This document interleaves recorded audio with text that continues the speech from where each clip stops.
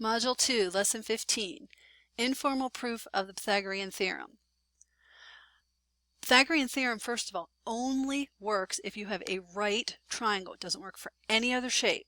Now, sometimes you can get a right triangle from shapes. For example, if you have a rectangle and you divide it diagonally, you have a right triangle. Anyhow, the right angle is the angle that makes the 90-degree angle in the right triangle. The two sides that form the right angle are called the legs in the 90-degree triangle, and the side that's across from the right angle, the side that's across from, across from the right angle is called the hypotenuse. It is the longest side in a right triangle. Now, if we're looking at trying to find the area of a rectangle, area is simply length times width. If we're looking at trying to find the area of a triangle, we want to take the length times width and then take half of it, half the length times the width.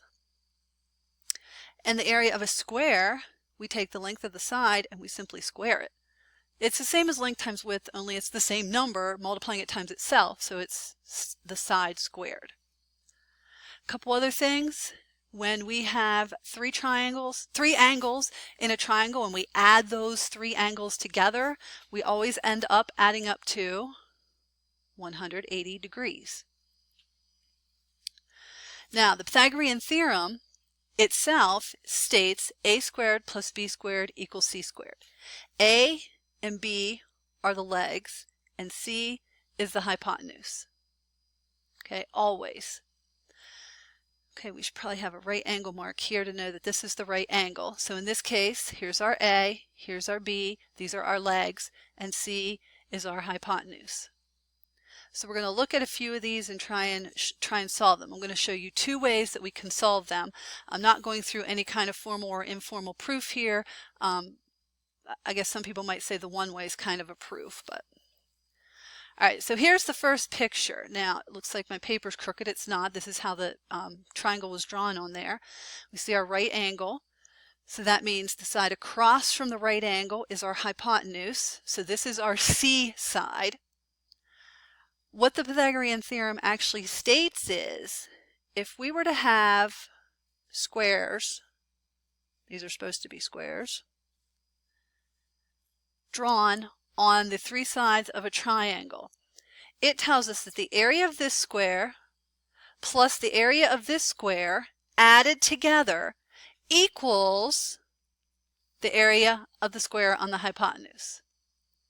So the area of this square, 6 by 6, the area would be 36. The area of this square, 8 by 8, the area would be 64. Again, the theorem tells us that the area of the square on the two legs added together, 36 plus 64, add up to the area of the hypotenuse, the square that's on the hypotenuse. So the area of this square is 100. Now we have to find out how long is this side or any other side. It's a square. They should all be the same technically. So what length times the same length gives you 100? 10 times 10 gives you 100. So the length of this side right here must be 10.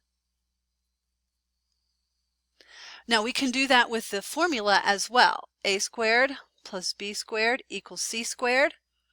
A we could say is 6 or 8. B we could say is 6 or 8. Now remember, we want to square those. It's a squared plus b squared. Our missing side over here was called x, so equals x squared. 6 squared is 36. 8 squared is 64. 36 plus 64 is 100. And now we have to understand that if we have something squared, to unsquare it, we're basically taking the square root of it.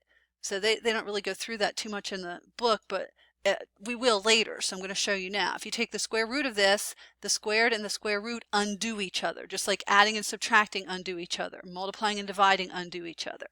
Anyhow, so we end up with x equals the square root of 100 is 10. So either way you choose to do this problem, you're going to get the same answer.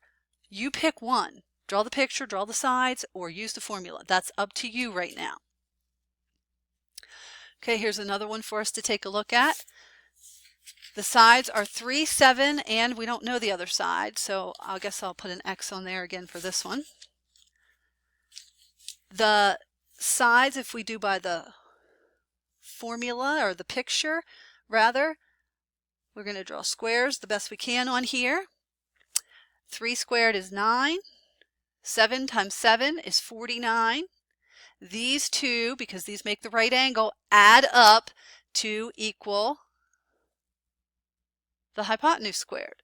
So 49 plus 9 is the area of the hypotenuse squared. Now, if the hypotenuse squared is 58, then we have to unsquare it to figure out what this length or this length is. What number times itself is 58? Well, again, you're going to have to actually take the square root of this in order to get that exact number, or to get an approximate number rather. So this is going to turn out to be 7.62 when you take the square root of 58. You can do it using the formula, showing your work. A squared and B squared are the two sides that make your right angle, so that has to be the 3 and the 7. The other side is your hypotenuse, that's your C value. 3 is 9, 7 squared is 49. When we add those two amounts, we get 58. To unsquare something, we take the square root of it, and the square root of 58, once again, is 7.62. So you can choose to do the formula, or you can choose to draw the picture.